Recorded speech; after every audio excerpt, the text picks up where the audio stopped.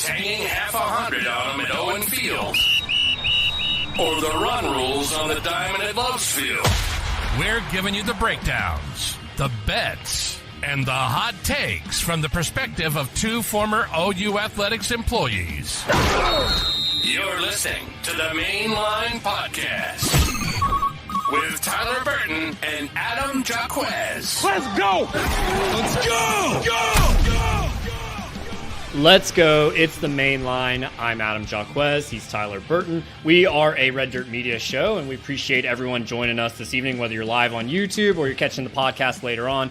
We appreciate everybody jumping in here. We've got a lot to cover tonight. We're going to be talking about some changes that OU might need to make in 2024 to take that next step to be a national championship contender. We're going to be talking about all angles of that, whether it be the offensive line or the defensive trajectory. And then, of course, we'll talk about hoops as we get into Big 12 play. Tyler, Happy New Year, though.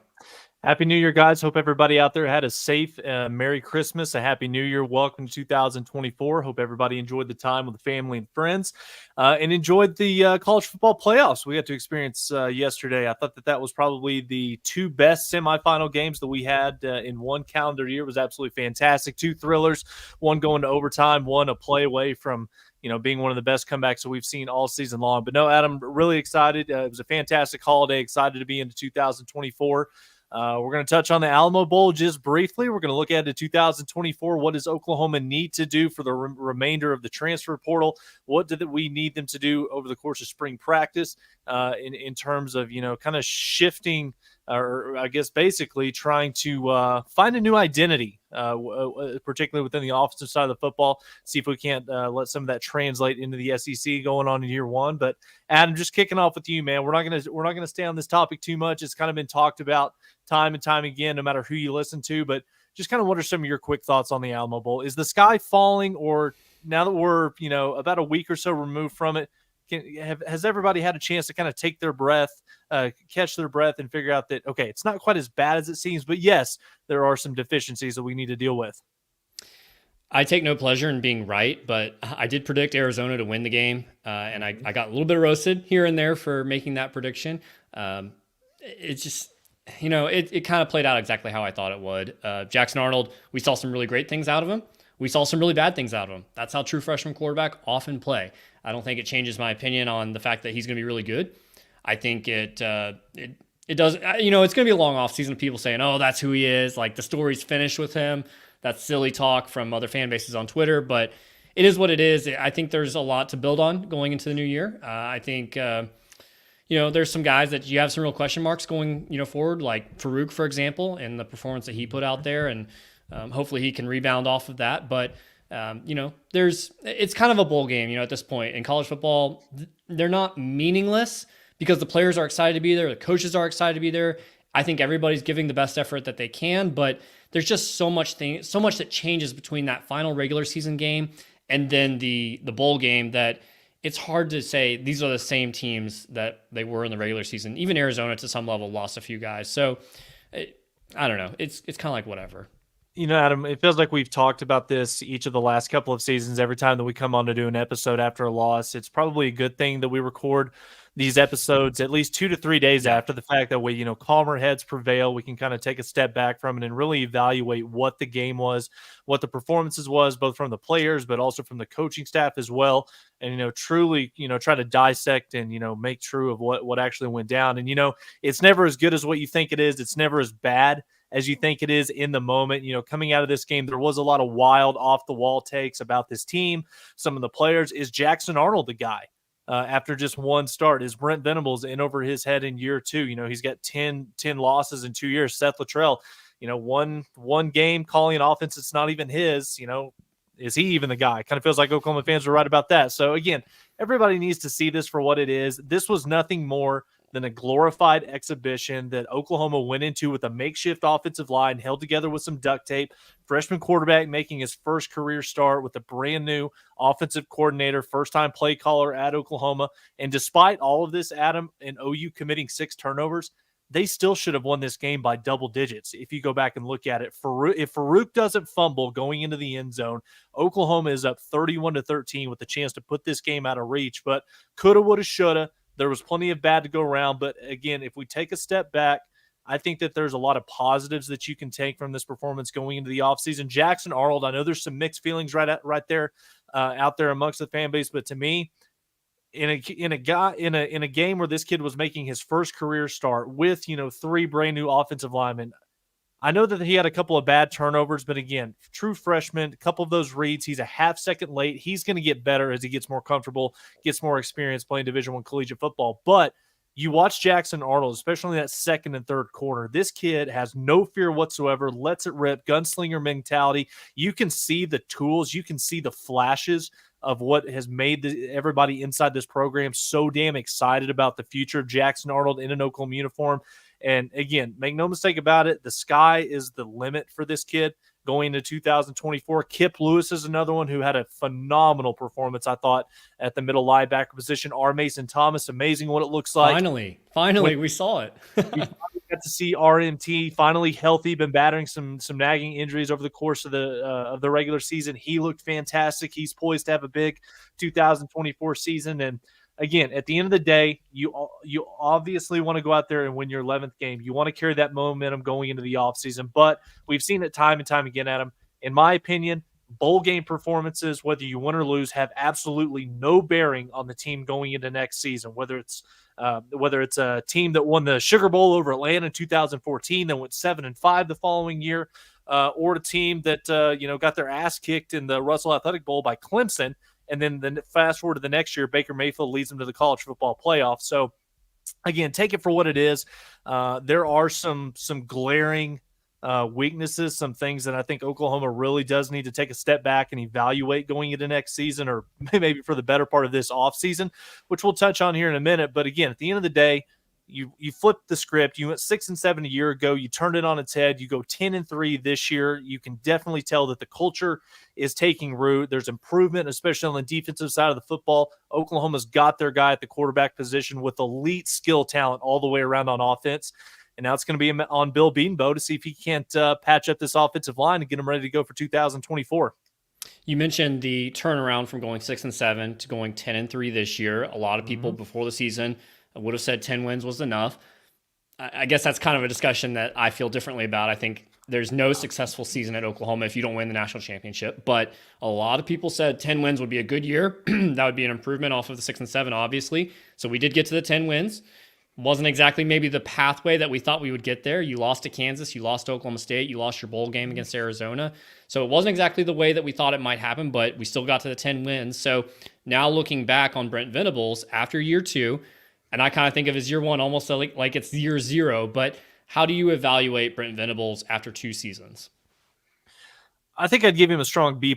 And again, we've said on this podcast time and time again, I don't think that people, if you put true serum in their coffee, really understood how bad a shape this program was left with Lincoln Riley going out the door, taking Caleb Williams with him, and aside from the personnel being what it is, catering to the program that's completely focused on just simply outscoring the opponent. We're going to score 50, but if we have to give up 45 in the process, we're okay doing so as long as we win the game. And I think that it's pretty clear, it's evident in the last 24 months that Brent Venables has, I think, completely changed not just the roster, the talent level on this roster, the way in which these guys play, the competitive depth, the aggressiveness, the passion, the attitude. It's clear that Brent Venables, you can start to see kind of his fingerprints on this defense. And that's what's got me so excited going into year 3, because if you go back and you look at, some of his previous stops, whether it was year 3, the first time at Oklahoma, or year 3 at Clemson, once he gets his guys,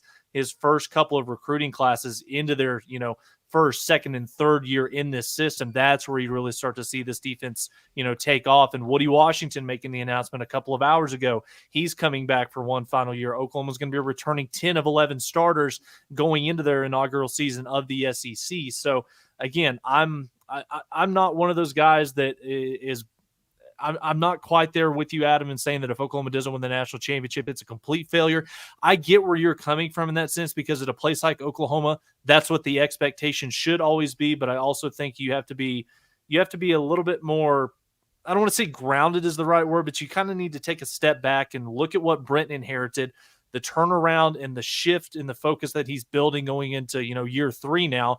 I think it's pretty clear that, Brent has got this program moving in the right direction. It just kind of comes at a point in time where now, 10 wins in the Big 12, that's really, really good. That's an average year at a place like Oklahoma for the last 20 plus seasons. But going into the SEC, with the way that the roster is currently made up, particular, on the line of scrimmage, and we'll touch on Bill Beanbo here in a second, there is a little bit of cause for concern going into next year. And, it's going to be on the transfer portal remaining days. It's going to be on this class of 2024. Some of these new, early enrollees coming in, are they going to be able to make an impact and provide some of that added depth getting into the rotation?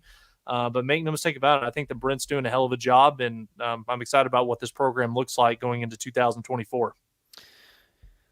I want to articulate this as best as I can. I don't think I'm going to be able to, but when I talk about, hey, every year that doesn't end in a national championship at Oklahoma is a failure, I don't expect that to happen.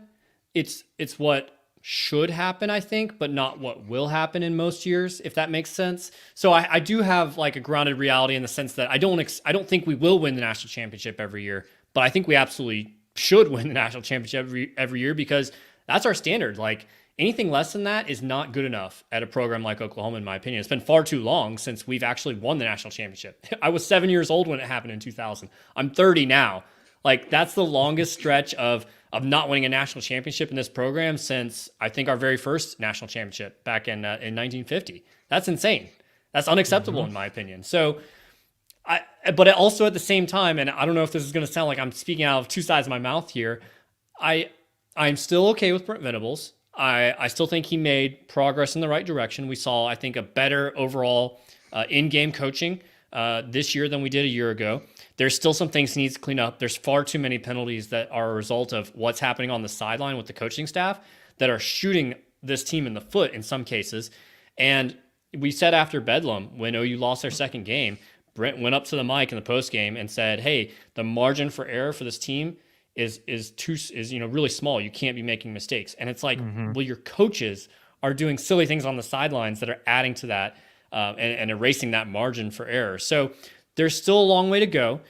We talk a lot about how a lot of coaches in their second year as a head coach, they win a national championship. I know that trend's probably going away with the way the playoff is now, but we had seen that previously quite a bit.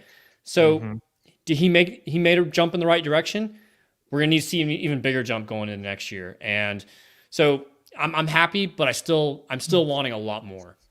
I think you make a really good point about, undisciplined being the key word, kind of like what we've seen all throughout this regular season. Oklahoma was a team, Adam, that led the Big 12 in penalties.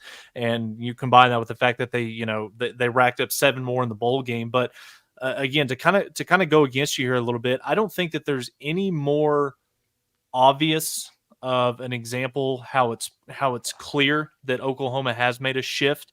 And whether you want to call it philosophy or the outlook on the program, but used to during the Lincoln Riley era, and even some during the late Bob Stoops time, if Oklahoma lost a game, it was simply because the defense played a poor brand of football, gave up too many big plays, was undisciplined, missed tackles, lost at the point of attack, where they were unphysical. And now you just look at this season, you go back over the last 4 months, and again, missed opportunities is the biggest thing that comes to mind. Anytime at a place like Oklahoma where you're undefeated going into Dallas, going into the Texas game, you beat Texas in the Red River rivalry, and you come out of the Cotton Bowl undefeated for the rest going into the back half of the regular season, expectations don't change, but it becomes a lot more realistic that, okay, this team can climb to that ceiling, climb to that level of expectation that we lay on this football program each and every year. So yes, coming out of the Texas game, when Dylan Gabriel leads them down that final drive to win it with the pass to Nick Anderson, yes, going into the following week against, going into the bye week, I flat out said it. Expectations were college football playoff or bust for this team going into the back half of the season. And they just simply, I don't want to say they laid an egg, but, you lose a game on the road against Kansas. Danny Stutzman didn't play. You lose on the road to Oklahoma State. Danny Stutzman didn't play. All 3 of these losses, Adam, it's not the defense that shares any of the blame on this. The offense was the side of the football that failed this team all 3 of those losses this season. So, again, a little bit of a shift compared to the Lincoln Riley era now to Brent Venables. So, but again, at the end of the day, we knew that if this team was going to be as good as they possibly could be, or this football program get back to that level of dominance like we've seen at Oklahoma for decades and decades upon decades. With Brent Venables driving the ship, you know that this was going to be a defensive-driven football team. And I think that that's what we're getting back to as we go into 2024. That defense going into next season, Adam, expectations, that should be the best defense that Oklahoma has had since probably, 2012? Maybe 2009 if you want to go that far back. So again, it's moving forward. It's all on Jackson Arnold and this offensive coaching staff led by Seth Luttrell, Joe John Finley, and Bill Bedenbaugh being able to, I don't know if it's wrapping this thing up in duct tape, doing whatever you have to do, because I think if Bill Bedenbaugh can get this offensive line figured out, then I think Oklahoma could have a very good inaugural season in the SEC going forward. But again, just kind of comes down to, can you pull one or two more guys out of the transfer portal? Can you develop some of those guys that are going to be early enrollees once they get on campus, like an Eddie Pierre-Louis, or a couple of guys like Daniel Akinkumi, or a Eugene Brooks, who have just had phenomenal weeks at their All-American games from all the practice clips and everything that we've seen from some of the reviews. But again, we can use this as a transition in the Bill Bedenbaugh conversation, because I'm 1 year away. I'm going to say that. We talked about it going into this season. Bill Bedenbaugh is not on the hot seat going into this current season that we're finishing up right now, because the proof is in the pudding. He's a fantastic coach, fantastic developer of young talent, but you can't dispute the claim that the recruiting is not where it needs to be with regards to other programs within the same conference, within the other programs that are blue bloods in this sport. And for Oklahoma to get to where they want to go, the offensive line talent has got to take a step up to follow some of the other position groups that we're consistently seeing a climb in the overall, whether it's recruiting rankings or just overall skill talent that they bring into Oklahoma. Well, yeah, and I guess the question is and there's two sides of this argument in the OU fan base right now. It's, the offensive line really didn't perform that bad throughout the year. And yeah, Bill Bedenbaugh always figures out a way to get things done. And look how good Eugene Brooks and Daniel Akinkumi look in these all-star camps and games. And tremendous evaluator. If he was, wouldn't he have gone after these guys first rather than going after Casey Poe and Caden Massey and Grant Bricks and Harrison Utley, who's a hometown guy? His mom works for the athletic department. Why would he have gone after those four guys first, struck out on all of them, and then shifted to some of these other guys? I don't know. I mean, they do look good in these camps, but they're the shiny new toy right now. We're not even talking about a guy like Logan Howland, for example. We're not talking nearly as much about Heath Ozida, really all that much. Josh Bates gets a little bit of buzz. I mean, those were your guys last year. None of them played this year or really did anything. So I don't know. I'm not buying that these new guys that are going to come in and they're automatically going to be, hey, here's Daniel Akinkumi. He's all, Big 12 left tackle or anything like that. I'm excited for the kid. I think he's going to develop into something pretty good at OU, maybe be the next first rounder that Bill develops. But I'm not going to put an expectation on him to do anything as a true freshman. That's very hard for an offensive lineman to do. So you look at the situation, and yes, Bill does a good job of getting his guys developed at a certain point, but the depth is just not there. And that, I feel like that has come back to bite OU consistently in the fact that when one guy goes down, you're shuffling constantly. It takes you a few games to get going. And we looked at the beginning of this season, and OU wasn't able to run the ball very well at all. It was really, after the Kansas game that we kind of figured out how to run the ball? Yeah. And we say that year in and year out. That's kind of the theme with Oklahoma's offensive line play for the better part of the last decade, is as long as we have it figured out by that second Saturday in October, we're going to be fine. Well, I'm sorry, but at a place like Oklahoma, that shouldn't be the expectation. You should be able to utilize the offseason, spring football, summer workouts, fall camp. You should be able to have 5, 6, 7 offensive linemen that are, ready to go once you hit the ground running in week one, that can start off on a strong note, being able to run the football. And again, I don't want to sit here and just continually bash Bill Bedenbaugh. And maybe the frustration is more so with Bedenbaugh's inability to consistently bring in elite talent instead of let me back this up. He's one hell of a developer. I want to say that first and foremost, but we need the 4 and 5-star talent to be able to consistently come in as freshmen, not rely on Bill using 2 to 3 years to develop a 3-star to the point where he's only serviceable as a player for 1 to 2 years. So again, I'm not trying to sit here and say that he's not a good football coach. He is. He's done a lot of good things. Look at the NFL payroll within some of the NFL offensive line. But again, make no mistake about that. That is the position group that is the most glaring and the most obvious to me as needing to take a significant jump in the next 1 to 2 years. Because if Adam, and all of our listeners that are listening to this podcast and watching on YouTube, if you watched either one of those semifinal games yesterday, particularly the Rose Bowl, Alabama, Michigan, I'm sorry, but Oklahoma's offensive line, they are nowhere close to being on the same level as those two programs right there. So again, if you want to be able to consistently compete in the SEC, find yourself in a 12-team playoff, not just making the playoffs, but winning 1 or 2 games, getting back to competing for national championships, the offensive line play has got to take that next step. And again, make no mistake about it, we've kind of, thrown Bill over the coals, the past couple of months with the offensive line recruiting. Maybe he struck lightning again with some of the evaluation of some of these kids like a Eugene Brooks or Daniel Akinkumi. Eddie Pierre-Louis is a guy that many people think will have an opportunity to come in and compete right away as a true freshman. But make no mistake about it, when you turn on the tape, you watch Michigan, you watch Georgia, you watch Alabama. I know that Oklahoma has, been up there, for the better part of the last 2 decades competing with those two teams. But make no mistake about it, when you turn on the tape and you watch these two offensive line plays or watch these 2 or 3 programs offensive line plays, outside of the Joe Moore Award winner that we had back in 2018, I'll throw in Baker's Rose Bowl 2017 team, 2019 with Jalen, it's just simply not good enough at a place like Oklahoma. And we've got to strive to get better and get back to the, that level of offensive line play, because that's what it's going to take, not just to win a national championship, Adam, but I'm sorry, but just to be able to compete in the SEC and win, not go 7-5, because that's damn sure not the standard at a place like Oklahoma, but to consistently win 9, 10, even 11 ball games, Oklahoma's got to make some changes, within their recruiting pitches. Maybe they've got to change their philosophy when it comes to NIL, throwing some money around. I'll let you lead off on that one.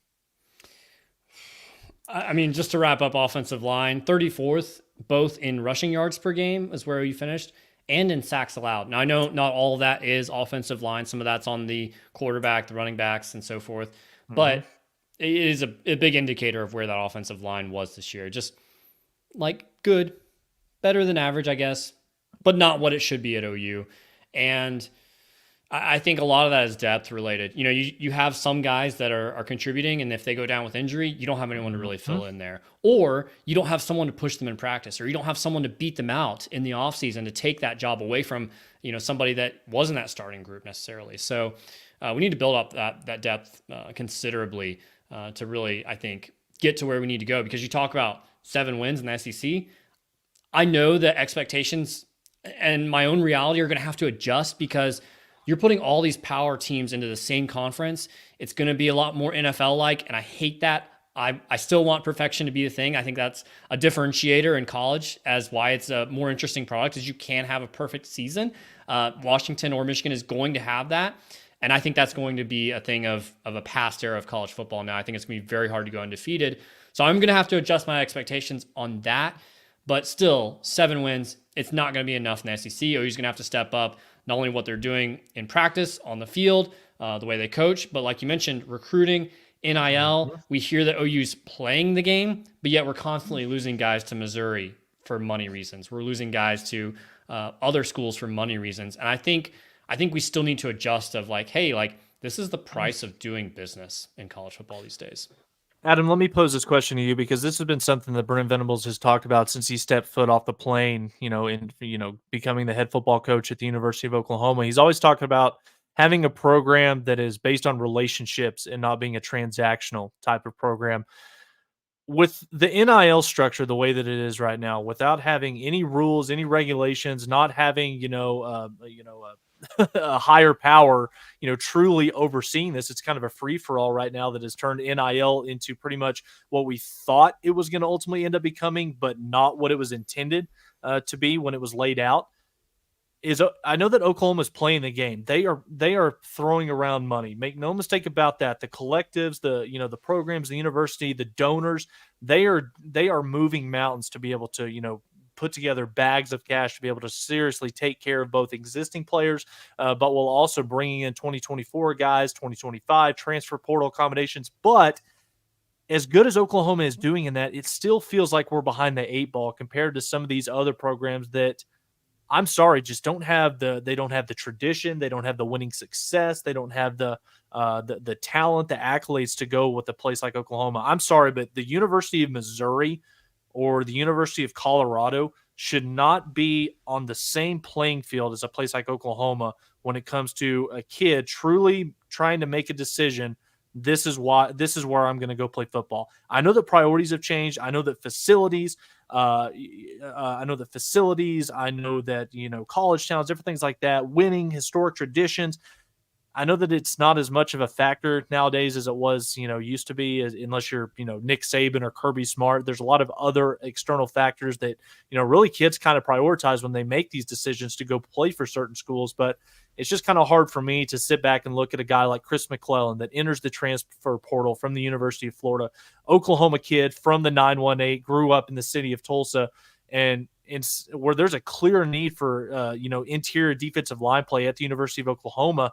He's a guy that would have an opportunity to come in next year and at the bare minimum be part of the 2-man rotation. And instead of coming back home, he chooses to go to Missouri and play for Eli Drinkowitz. That just doesn't sit right with me. Oklahoma should never find themselves in a position like that.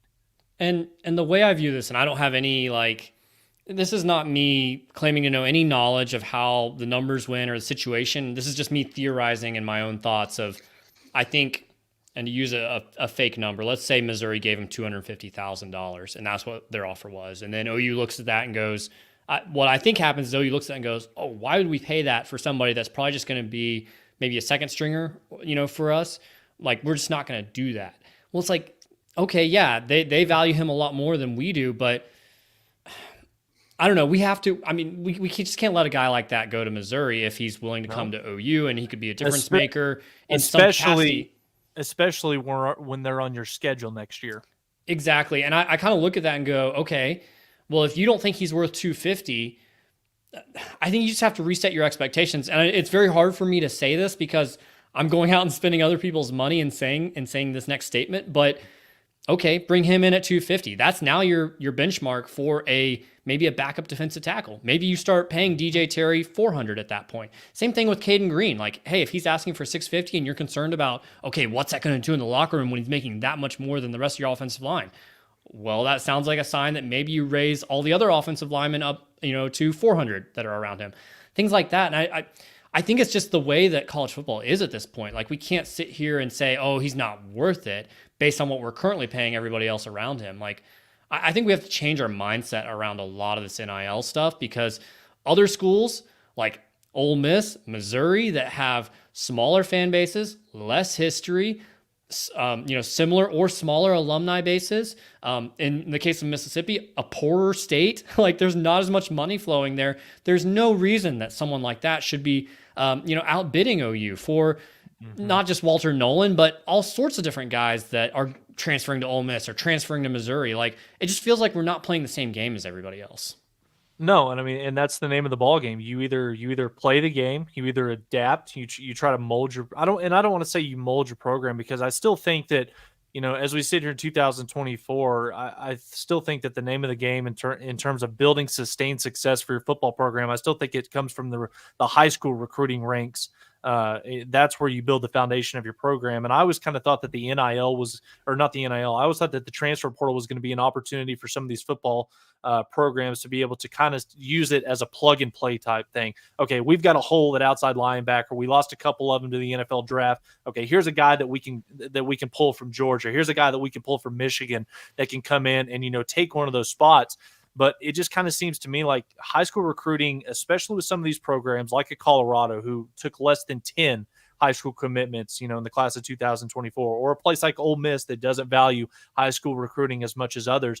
Instead of using those resources for the high school kids, they're essentially throwing the high school programs to the side for the most part, and they're using a lot of those NIL and collective funds, to basically say, okay, this is the entire budget that we have. Once the transfer portal opens, we'll see who jumps in this.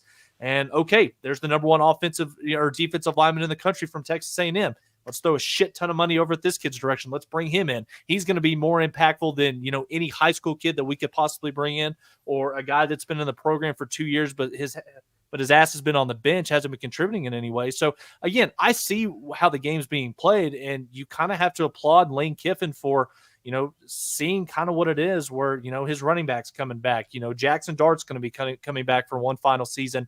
This is really kind of Ole Miss pushing in all their chips, no pun intended, to where they can seriously, put themselves in position to make a run towards a national championship next year. And again, it doesn't always work out. Texas A&M has proved that time and time again. The person with the biggest piggy bank doesn't always, lead to having a football team that equates to the most wins. So again, it's a double-edged sword, but you've got to be able to put yourself in a position to where you play the game, because if you're not going to pony up and pay some of these kids to come in and compete for your school, well, then fast forward to the fall, you're going to be lining up going against these guys, and Oklahoma's going to be making those trips to Columbia to take on Missouri. They're going to be going up to Oxford to take on Ole Miss in the Grove. So again, call me crazy, but I think that Oklahoma seriously needs to maybe take a look in the mirror and figure out, are we truly doing things the right way from an NIL and a transfer portal process? I'm not sitting here saying, if you're listening or watching, I'm not sitting here saying that Brent Venables is going about this the wrong way. No, I think that he is, because you build this thing from the ground up with the high school kids. But I just don't think that you should ever really be in a position where you sit there and say, okay, 5-star offensive lineman in the portal, 3 years of experience. He's probably asking for a little bit too much money. Not going to go with it. But also at the same time, look at what you have on your current roster right now. Look at some of those holes, because I'm sorry, but the current makeup of this roster right now, we'll see how, a full offseason plays into this. But I'm sorry, Oklahoma's current offensive line room, it's not going to get you to a point where Oklahoma can seriously compete for the SEC next season, or you might be able to find a way to backdoor yourself into a 12-team playoff. The schedule's too hard. The competition's too deep. You got to make some changes. And you talk about the relationship and how Brent Venables wants to build that foundation of the relationship first. That works great in recruiting. Like, look at the high school recruiting. Things are going great. We have 3 straight top 10 classes. That's something Lincoln Riley never did. There's a ton of balance, both defense and offensive skill makers in those classes. I don't think it works so well when you talk about the transfer portal, because that's a very narrow window for a lot of guys. They're maybe taking one visit or not even any visits at all, and they're deciding on where they're going. And I just don't think that's the best approach to that. Yes, you're going to win your championships based on what you get in your high school recruiting classes, but you're also going to get that much closer by the transfer portal and how much success you have there. So we can talk. Go ahead. Look at Michael Penix at Washington. Yeah. Or Jared Verse at Florida State. I know they didn't make the playoffs, but he's a big piece of why they went 13-0. So there's pieces out there. You can find them, or you can choose to, like you said, I don't know if they just determined that, hey, we're not going to pay as much as what someone like Walter Nolan or LT Overton or any of those guys that came out of A&M maybe wanted, or even like a Bear Alexander a year ago. Maybe he's not the right character fit, but just there's guys out there. They're rare, but you have to be willing to play the game, and it doesn't feel like we're playing the game necessarily.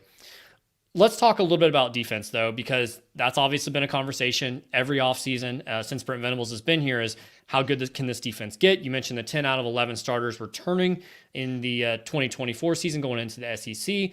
And looking at the stats, OU finished 123rd in total defense in Brent Venables' first season, progressed up to 78th in total D, shaved off 7 points per game this season as well.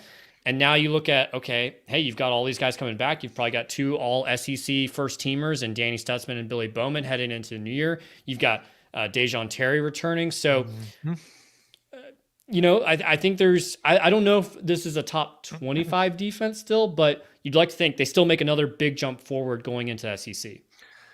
Yeah, I mean, we talked about it earlier in the episode. We've seen it time and time again. The track record of Brent Venables, it's there. You can go back and look at the statistics. Year 3 is ultimately when his defenses make the biggest jumps over, the entire time that he's as a defensive coordinator or a coach at a program. So again, make no mistake about it. And I think that that's why it was so pivotal that you got a guy like Billy Bowman and Danny Stutzman, and even a guy like Dejon Terry to be able to come back, where you've got three guys right there in the middle of your defense within all three levels that are going to be able to come back. And, not just because, 2 out of the 3 are going to start out the year as preseason All-Americans, but also, even more impactful than just their play on the field, 1 year from now. But I think just talk about what it does for some of the younger guys in the room. The fact that you're going to be able to have a Robert Spears Jennings or a Peyton Bowen or a Jaden Hardy, some of these young guys that are super, super talented, that are going to be able to come in and watch how a guy like Billy Bowman, a crafted veteran, has been around the program for a long, long time. How does he go about his day-to-day business? How does he study the playbook? How does he watch film?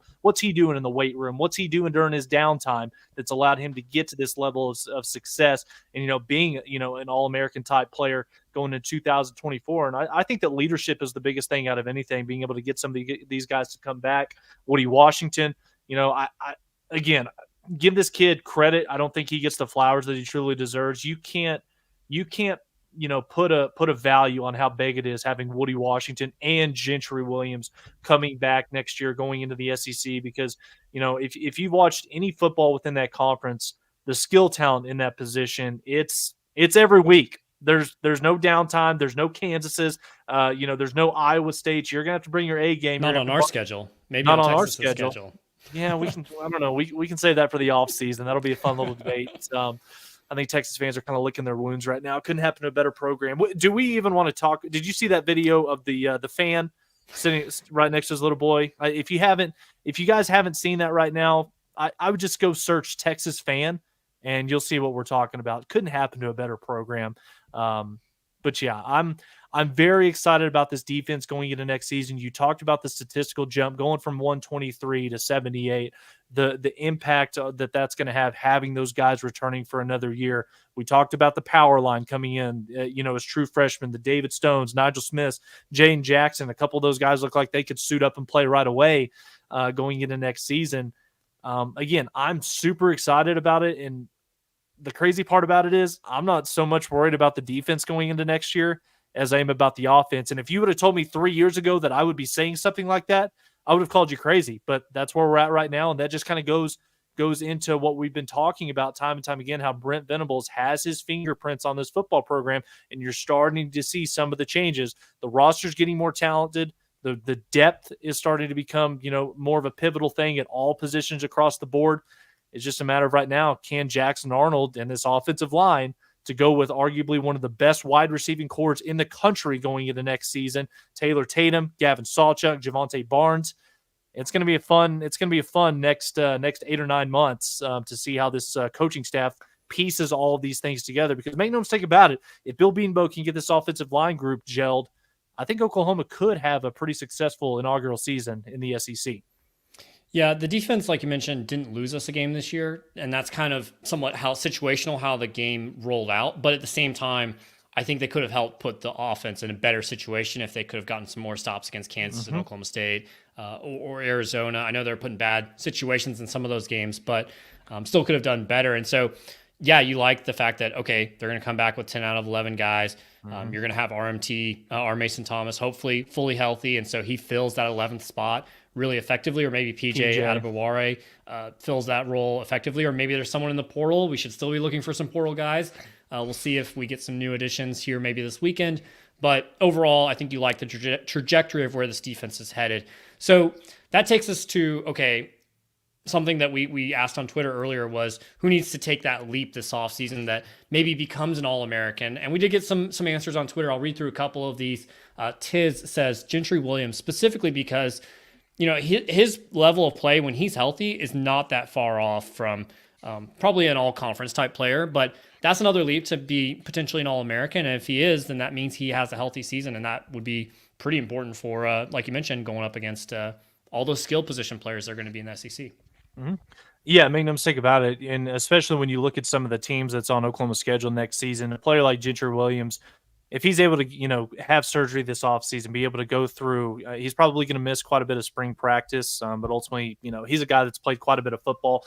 Get him back, get him healthy, get him ready for summer workouts. That way he can go into fall camp as, the clear cut, number one cornerback opposite of Woody Washington. I think that, having Gentry healthy, fully ready to go, having him being able to stay on the field for all, 15 games next season, that's going to go a long way in ultimately deciding on how good of a season Oklahoma's defense is going to be able to have next year. Gentry Williams is a really good pick. Tiz, nice job on there. Adam, as we go down the list here, Joshua Wilson and Jackson Huffman on Twitter said that Jacob Sexton is the player that needs an All-American type leap this offseason. And I think that they hit this one right out of the park, especially when you look at the guys that are currently in the offensive line room right now. I know that Spencer Brown, the offensive tackle from Michigan State, I know he's coming in from everything that's being indicated. He's going to have an opportunity to earn that starting tackle position opposite of Jacob Sexton. But with some of the elite pass rushers that are in the SEC and some of those maulers, on the interior, Jacob Sexton is a guy that's got to be able to use these next 6 or 7 months, especially with Jerry Schmidt getting into the weight room, getting stronger, becoming more polished as a pass blocker. This is going to be a big offseason for Big Sexy, and we'll see what he can do. I love that nickname. We should be using that more often. And he's going to be the left tackle. So that's the expectation, at least, that he'll be protecting the blind side of Jackson Arnold. So that'll be very critical. And if he makes a big leap, that would help tremendously. I like Coach Godwin saying DJ Terry. We talked about him earlier. He's a guy that will have, a lot of experience in SEC going into this year. But if he makes that All-American leap, it'll be a 6th year of college. Not a lot of guys are taking that big of a leap in their 6th year. They're kind of what they are at a certain point. And I thought he was really impressive this year. He had a lot of good moments. But, hey, if he can do that even more in 2024, that would help tremendously. If you have an All-American on your defensive line, on your interior defensive line, paired up with guys that we've already talked about are already going to be all-SEC first team in Billy Bowman and Danny Stutzman, that would be tremendous for this defense. I think then we start going, okay, maybe this defense did take a leap from 78th overall in the nation to number 5 or number 6 or something like that. If someone like him or anybody else on that defensive line probably takes that leap and we have an All-American on that unit. So I like that one. How about another one here from Hayden Nichols, Kenai Walker? I mean, Woody Washington comes back. Gentry Williams has been up and down on health. Like, your best ability is your availability. So maybe Kenai Walker has the opportunity to take that leap. Yeah, interesting point made there by Hayden on Twitter. That's definitely very interesting because Kenai Walker was actually, I think, the 4th corner off of the bench this year behind Makari Vickers, especially early on in the season. He found his way onto the field as the year kind of went on. A lot of it had to do with Gentry Williams not being healthy. Makari Vickers was banged up quite a bit. So again, Kenai Walker, he's got all the physical tools that you could possibly ask for in a DB. 6 foot plus, 200 pounds, really good speed. But again, I think that Hayden, this is a one where if Oklahoma is going to be the type of defense next year that we hope and expect them to be, you would kind of hope that Kenai Walker does not have to be part of that equation because Woody and Gentry are, number one, both staying healthy, but they've also taken that next step and they're, getting 1 year better as Oklahoma goes into the SEC. And friend of the podcast, Jordan Esco, as we kind of round this thing out, Adam, his 2 people, it's the 2 Ps, PJ Adebawore and Peyton Bowen as his 2 guys that they need to have that All-American leap going into the 2024 season. Is as clear cut as what Jordan's making it out to be, Adam? It is. I mean, spot on for me. I'm trying to think of how to word this appropriately here because I'm not out on either of them. Peyton Bowen, I thought we saw a lot of great things this year. I think he was a little dinged up, and so we didn't see what maybe he could have been, and I think he'll be probably phenomenal next year as he starts to get a lot more playing time. PJ, an interesting story here because, and I should have gone back and listened to the episode before the season when we predicted, okay, how many sacks would he get as a true freshman? I think we probably put that number somewhere around like 4, 5, 6, and I was kind of more on the underside, and you were more of the overside. He finishes the year with 1.5. That 1 sack, the one that he got solo, was against Tulsa. 6 tackles, total tackles on the year, 3 for loss. Played in all 13 games. I don't know what his snap count was, probably somewhere between 10 to 20 per game. You mentioned him before the Alamo Bowl as, hey, here's the guy that I really want to see make the leap from the regular season to a bowl game that we often see a lot of younger players make. We didn't see that. I don't even think we should have been talking about him as a guy that would take a leap between that. I think he should have already made that leap. Is he a newer player to football? Yes. Am I giving up on him? No, I still think he'll be good. I don't know. I'm kind of wondering there, though. I'm a little bit wondering. Am I crazy? Yes. Okay. Talk me out of it. I think that we are just barely scratching the surface. I think that PJ is just starting to figure out, one, how you play defensive end at the college ranks. Because, I mean, if you go back and you look at this kid's story, this was a kid that didn't play football consistently growing up. This was a kid that, as he got towards kind of the middle we were part, wrong then. We were wrong before the season. Yeah, I think again we were caught up in the moment. Maybe it was unfair because you got the 5-star, you got a top 50 player in the country, a top 5 player at his position. Maybe it was a little bit unfair to throw those expectations on a kid like this. But make no mistake about it, when you look at some of the the best defenses that Oklahoma's had in the last 10, 15 years, to me, it all starts with having a dominant pass rusher, guy off the edge that can consistently get to the quarterback, striker, Obo, Benito. You look at some of the other programs that are, constantly finding themselves, competing for national championships. You just look at Alabama, Will Anderson, Dallas Turner. Look at the success that Ohio State has had, with the Bosa brothers. A couple of the guys that are currently on campus right now. JT is one. So make no mistake about it. That is the toughest position to recruit, because it's a position that is in the highest need, and it also has the opportunity to be the position that can have the biggest impact on the defense in terms of getting after the quarterback consistently. So make no mistake about it, this is a big offseason for PJ. He knows it. The coaches know it. And I think that him combined with Jerry Schmidt, who's going to be putting that kid through the ringer for the next 7 to 8 months, I think that this is a big offseason. I think that you're going to see a nice jump for PJ going from year one as a true freshman going into year two. He's going to have an opportunity to, kind of assert himself and, share that heavy amount of starting snaps with R. Mason Thomas, Ethan Downs. PJ should be that third guy in that room that can find himself in the mix. I agree with you. Can I take it one step further while you make that thought? Go ahead. And this is no shade being thrown at Ethan Downs. Fantastic player, Oklahoma kid.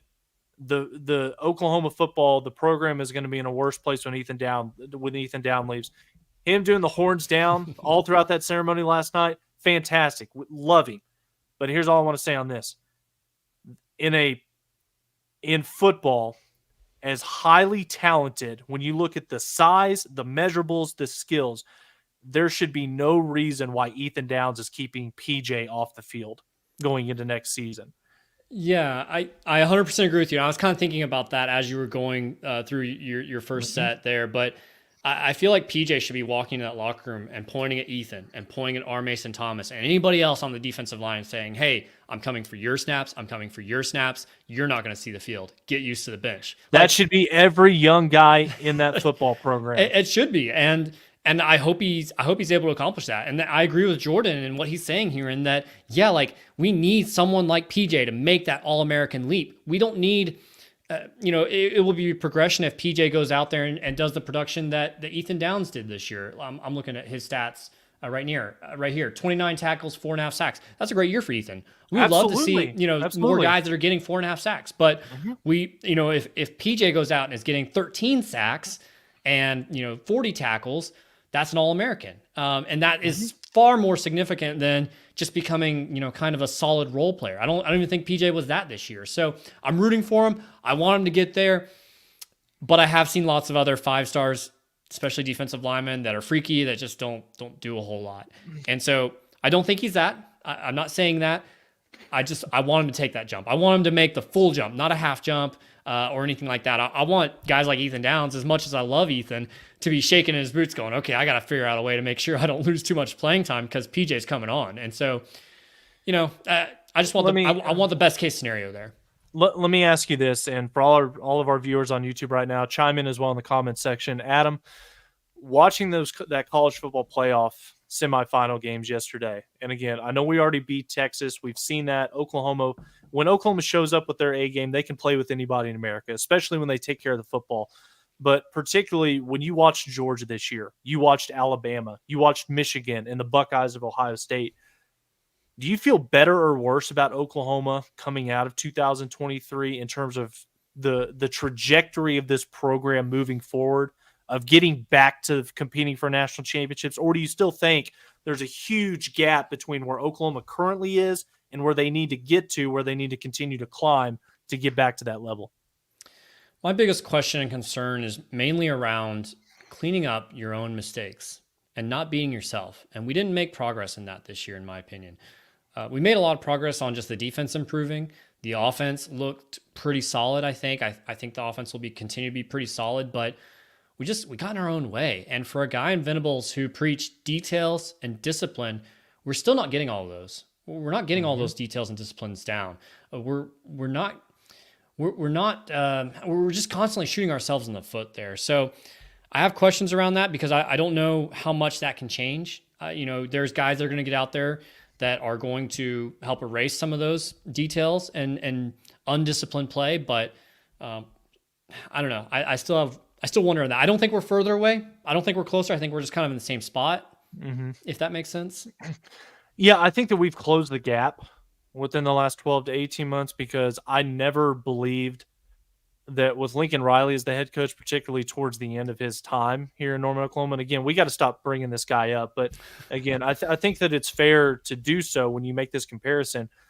With the direction that Oklahoma is trending right now, getting back to playing that type of, physical, gritty, tough, punching, relentless, suffocating defense like we've seen at Oklahoma over the course of history, for Oklahoma to get back to winning a national championship, especially coming out of the conference that they're heading to, Oklahoma needs to continue to move in the direction that they're in right now. The talent is continuing to go up in terms of the recruiting, some of the guys that they're bringing in, especially within the front seven. And again, Oklahoma is never going to struggle with recruiting elite quarterback play, elite running backs, elite skill talent out on the perimeter. It's just a matter of, can they continue to stack recruiting classes? Again, Brent's brought in 3 top 8 classes all, for the first 3 years that he's been here. It's just a matter of now, can we use those guys that are coming into their second and third seasons and see if we can't figure out a way to kind of turn that corner and take it up one more notch. I shared this with you via text the other day. I think it was an Ohio State, just a regular old fan on Twitter, who basically said, just questioning with Ohio State. They're kind of in a similar situation as OU. Season didn't end the way they wanted it to, and they have a lot of question marks there. And basically his statement was, are we going to make changes that get Ohio State back to the top, or are we just the new Oklahoma? And that hurt. That hurt because it's true. I'd like to think that we are up there with all the other blue bloods, but there's definitely a difference between where OU is and where Alabama is and where Georgia is, where even Ohio State and Michigan are. And OU's got to close that gap. And here's the challenge is you've put yourself in a hole because this was a year. You could have gone to that 14 playoff and you could have had a chance because these teams are not the same teams that they normally are. And in fact, you avoid Ohio State, you avoid Oregon, you avoid Georgia, 3 very highly elite, talented teams. And, OU could have fit right in there and played with any of those teams. We saw that against Texas. So you blow an opportunity, and now you go into a 12-team playoff era where you're never going to avoid Georgia. You're never going to avoid Alabama. You're never going to avoid Ohio State. You're probably never going to avoid Oregon. You're going to play every single team that is built and constructed better than Oklahoma. And so in that way that college football is changing, not anything to OU's fault, it just feels like a missed opportunity. It feels like we are further away there. Yeah, and looking at the comments, Robert makes a really good point. He says, look at the streak that Georgia just went on with the walk-on quarterback. You can't tell me that their offense is the reason that they just did that, or you can't, but I ain't buying it.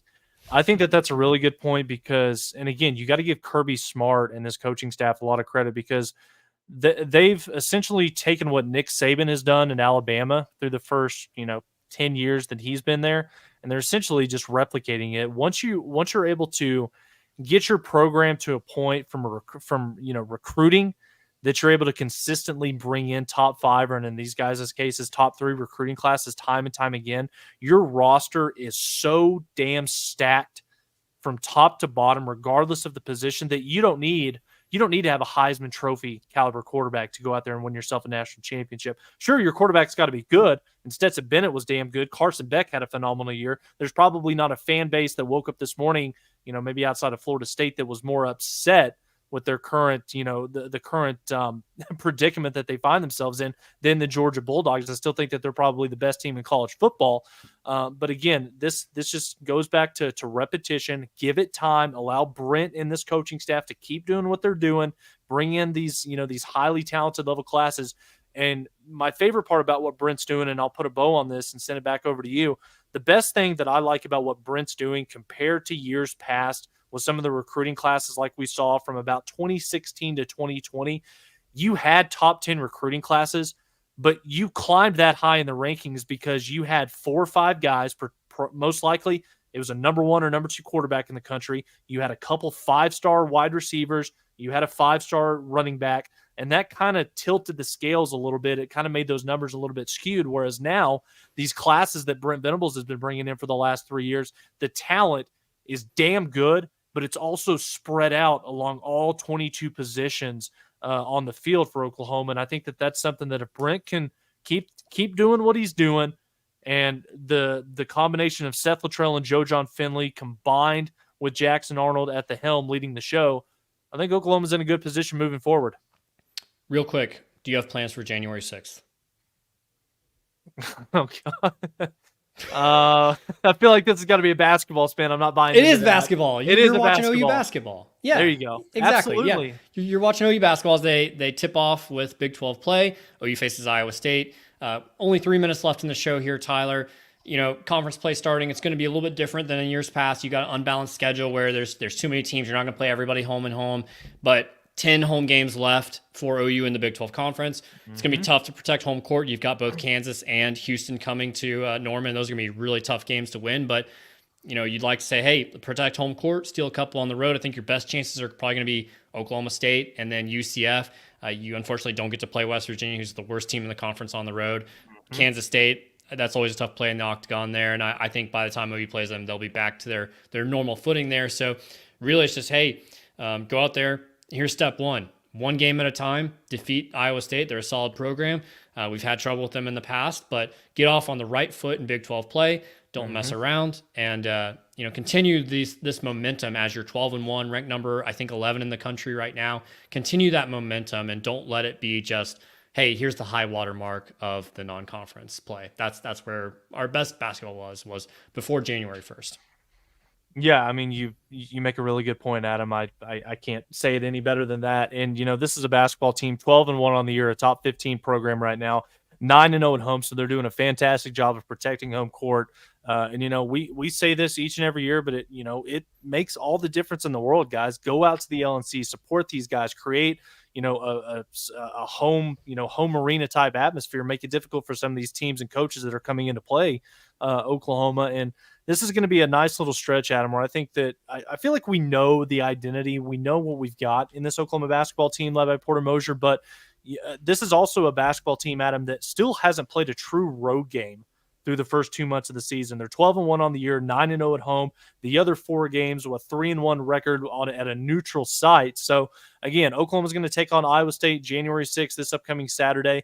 And then you've got back-to-back road games in Fort Worth against the Horned Frogs. And then you travel up to Lawrence, Kansas to take on the Jayhawks on a Saturday. So I think that this next 3-game stretch, you want to get off on a good start, protect home court, knock off the Cyclones. And then I think you truly kind of find out what's the mental makeup of this team as you go on the road in back-to-back Big 12 games, what's going to be hostile atmospheres, especially up in the Fog against the Jayhawks, a place that Oklahoma hasn't won since, what, Adam? You were probably just learning how to walk. It's been not even born.